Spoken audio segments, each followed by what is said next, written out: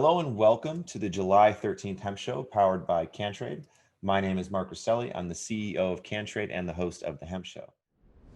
Next up on the Hemp Show, we have Giles with Best Buds Premium Hemp and CBD products. Drew is a longtime cannabis health advocate and the founder and CEO of Best Buds Premium Hemp and CBD.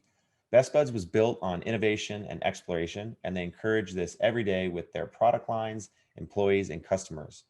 Best Buds is a premium hemp company founded to source, sample, and sell the best products available in today's legal full spectrum hemp, extracts, and hemp and industrial hemp market. Best Buds quality products combined with years of experience and relationship with farmers and manufacturers places them in the perfect position to be your best friend in the industry. Thank you very much for joining us today, Drew, and welcome to the Hemp Show. Thank you for having me, Mark. I'm extremely excited to be here. Just want to start off and say thank you, Mark and Sarah, for putting this together for everybody. Yeah, you're welcome. I mean, we have a blast doing it. I'm surprised at how many interesting people I get to talk to on a monthly basis just by running this show, and it's really cool because we're all in the same industry. We're all here kind of promoting and helping each other. So I love it. Absolutely. Same. Cool. So let's start from the top. You know, when did you get in the space?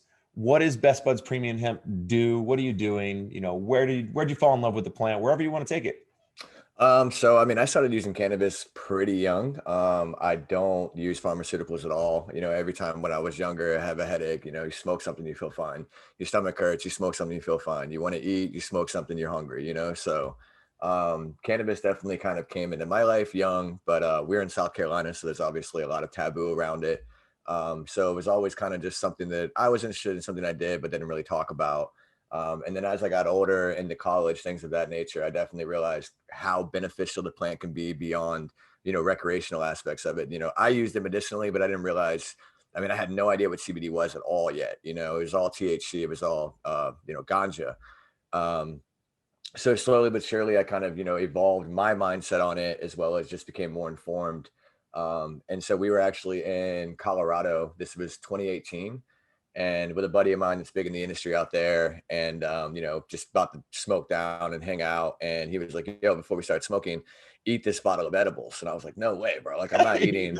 eat this. Yeah, I'm not eating 500 milligrams of THC. That says eat this bottle of edibles." No. And he was like, "Oh, it's not THC, it's CBD." And I was like, "Oh, well, I definitely don't want it. It doesn't do anything for you." He's like, "Oh, you're one of those guys. You have no clue what you're talking about, bro." So I ate it, felt great, smoked, enjoyed our evening, got some of the best sleep I've ever had in my life. And when I came back to South Carolina, that was like March 20th, I'd say. And so they had a 420 festival down here on the beach. And we went out there and there was like pre-rolls and plants and buds and all sorts of stuff that I just was, what in the world is going on? I had no idea that we could do this in our state. So like right then and there, me and my fiance kind of just put it buckles down and started figuring out the legalities of everything. And shortly after that, we started putting products together. And we actually used like family and friends to see how we could benefit them before we ever even launched any sort of product. And just the amazing results we saw with, like, you know, her mother having diabetic swelling in her feet, put a salve on it, takes care of it. Her father had sciatica, you know, he uses our oil and the sciatica is gone. And then we had some other family friends that, you know, child was like extremely ADHD, bad grades, blah, blah, blah, you know, and they started him on like CBD isolate gummies and the kid made honor roll the next semester. So wow, it was just kind of these things that trickled on as we wanted to get more interested in it and more invested in cannabis, and then realized like, hey, dude, this is really, really beneficial to people. And so that's kind of where we started going. We launched in March of last year, which obviously was like the worst time ever to start doing something. You didn't realize like what did you launch like the start of March? Like, yeah, so we basically like the country shut down like March 22nd or something. Yes, right? Yes. So like 2018 was kind of like, can we do this? How do we do this? And then 2019 was like, yes, we can definitely do this. And I'm just a perfectionist, and it was my first company I was ever really bringing to market. So I had like all these concepts of being perfect prior to launch, which obviously now, you know, almost 2 years into it, you realize that that doesn't really matter. You know, the best thing to do is kind of get going and get your product in front of people, and you're going to grow regardless, you know? So I kind of forgot where I was going with that, to be honest with you. But well, it was about the launch because you launched the yes. So the world shuts down. in like January, we started sales. We started kind of some online business, but we had like 14 events lined up throughout the Southeast. So we were just going to hit physical markets hard and try to build, a good presence in the physical market and drive sales to the e-commerce site. Obviously, March kind of just shut everything down, and we just scurried into the e-commerce space and did everything we possibly could on a limited budget. And it's done well. I mean, thus far we're sitting okay. So that's kind of how we got started and the process we went through and the difficulties that we hurdled. So definitely interesting. But at this point, I think we have like somewhere between like 357 customers that absolute success stories across the board, just constant success stories. And beyond anything, I think that's my favorite part of being involved with cannabis is, we're not on the THC side of things. We're not on the recreational side of things. We're just on the health and wellness side. So to continuously see, improving people's lives with our business is absolutely incredible. Not to mention the fact that I just am an advocate for cannabis across the board. So being able to say, hey, look at our track record, look at our customers, look at their reviews, look what they say. This does something for people. This is truly beneficial for people. And, that's a large part of what we're trying to do here in South Carolina specifically is just make things more normal, make cannabis more normal down here for sure. Right. I don't know if you were watched last show, and we also have a deep dive, but we had Kent Brown on with Witnessing History, and he's doing a documentary of hemp and the history of hemp in the U.S. And my takeaway, the craziest part is how literally the U.S. was built on hemp, built Right. in combination with hemp in Right. so many different ways, to the point where it was a necessary crop for the early colonies, for things like clothing, cordage, sails for boats, and used throughout the military. And that's what we've forgotten, right? We Yeah, forgot absolutely. to Just utilize. erased it in a way. I mean, it just completely erased that part of history. Cannabis was such a big part of the founding aspects of this nation. It was such a huge part of our industry. And we just basically, oh, prohibition, it's gone, it's over, not even for industrial use, get rid of it, and it's crazy when you look back on it, it absolutely is kind of ludicrous. But even then, right, how important it was mainly for fiber. And even Right. though it was used for other things, the knowledge as far as like the different cannabinoids, the terpenoids, and all the different compounds and how those could medically benefit somebody, that wasn't really necessarily known, although it was used, for medicine and other ways. But that's the part that we're now just learning. So we have the fibrous side, then we have the, how it's helping people. And everybody that's on this show, including myself, sees it almost every day, how It's it's an it's helped an them or a family member or a friend or something. Right. It's an absolute supplement to a lot of the issues that we have in this nation, whether it be pharmaceuticals, whether it be industrial, whether it be construction. I mean, look at the price of lumber right now. It's through the roof. It's constantly rising. If you want to replace lumber, you have to replace it with acres and acres and acres of trees that take years to grow. Whereas, one field of hemp produces X amount of fiber, which builds X amount of homes, X amount of concrete. I mean, there's so many versatile applications of this plant that we essentially ignore as a nation, which is once again kind of ludicrous. Right. And so that's, one thing that we also are just huge behind here in South Carolina. We're trying to integrate into, having decorticators in the state and having the ability to produce industrial hemp fiber. Because why are we not doing it? Clothing, cars, and there's so many things that you can apply to this plant that essentially you just throw seeds in a field when you're talking about industrial applications. Not a whole lot to it, man. It kind of grows its own. There's a reason why it's called weed. And there It really grows is like no reason. weed. Yeah. And there really is no reason why we don't use it other than what lobbying, textiles, things of that nature. Right. So we hope to see just a complete revolution in cannabis in America, on the industrial side as well as the medicinal side.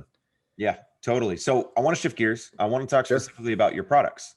So, tell us about what Best Buds produces and, what the specialty is, all the above. Cool. Yep. So one huge thing for me is obviously flower. I love flower. I've always loved bud. Just the different terpenes, the indicas, the sativas, the different smells you get, the enjoyability.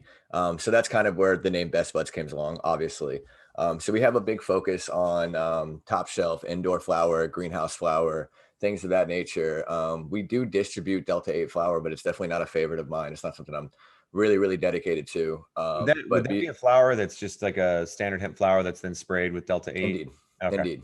Indeed. And so a lot of the flower that we deal with has like just long hairs on it, bright green colors to it. And when you spray these flowers, it just completely ruins the quality, in my opinion. Not to say the Delta 8 isn't great and that it doesn't have its own applications, but we just kind of stick to the carts, the edibles, and things of that nature when it comes to Delta 8.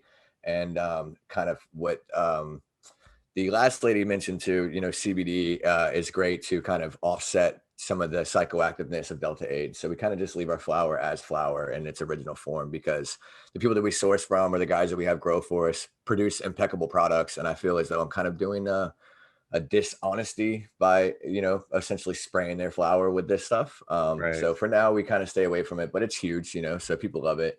But beyond that, we do manufacture our own oils, carts, gummies, things of that nature.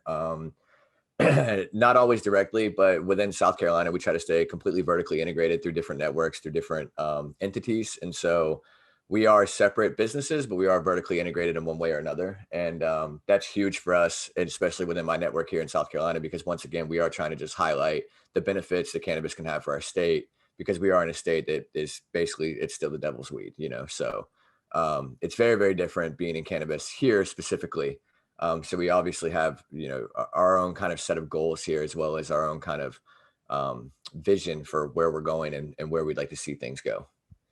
Excellent. Yeah, yeah. It's not definitely I'm out in California. It's treated much differently. Much different. So you've got a lot more hurdles to jump over, and a lot more people who are just locked into their mindset. It's going to take some time. Yep. Yeah, I was in just quickly. I was in California, just playing some disc golf. Ran into some guys, and they were like, "So where you from, man?" It's Charleston, South Carolina, and they were like, "Dude, don't people still go to prison for weed out there?" And I was just like, "Yeah, man." And his buddy was like, "Not prison, man, jail." And I was like, "No, prison, bro. Like they'll put you in prison for cannabis." And they were like, "What?" And these guys were like 21, and so marijuana has almost been legal their entire lives. So hearing that someone goes to prison for it is beyond belief to them, you know what I mean? And Wow. obviously on my side of the country, it's like, nah, dude, like 1 gram of weed, you're going to jail without a doubt. Like you're getting locked up. So outrageous. And actually, we've talked with multiple businesses on the show, including one business, what is it, New England Extracts, that built out their grow house in an old prison. So, and then they Love it. also, them along with a few other businesses we've talked with, have established some social equity type programs where they're only hiring inmates, ex-inmates. So at some point, I'm not sure if it's happened yet, they are going to be hiring someone who was probably housed in that prison they're now growing in. Right. Yep. And that's a huge thing for me too, man. I think there are some reparations to be made. There are some kind of, there's people that built this industry on their back in the dark, and not to say it was legal at the time and that they should have been punished for what they did or didn't do. But regardless, I think that as things become more legal, you kind of have to pay those guys back, Right. Cannabis didn't become today what it is today because of government. It became what it is due to basically people who ignored the law and people who did their own thing. And not to say it's right or wrong, but I think that as it becomes more legal, those people definitely deserve something and for Yeah. their time and And effort. there's a lot of those people. And I spoke with Jack Career's son, and finally I just got it in the mail, but his book, The Emperor, what's called The Emperor Wears No Clothes. So I'm going to give that a read. But I mean, you're talking about people who have helped paved the way for the industry and spent time in jail, spent time Right. incarcerated for what they've done. But this was an excellent conversation. Glad to meet you. Glad to hear about what all you're doing. So one of these times we are going to have to get on a deeper dive conversation so we can kind of take it a little bit longer. If you're interested in connecting with Drew and Best Buds Premium Hemp, please add them to your network on CannTrade. You can also place orders and ask questions directly from the Best Buds store, post in the webinar chat, also in the CannTrade feed, and in the podcast and YouTube show notes. Once again, thank you for joining us today, Drew. Yeah, thank you for having me. Thank you. And thank you, Sarah. Appreciate you guys.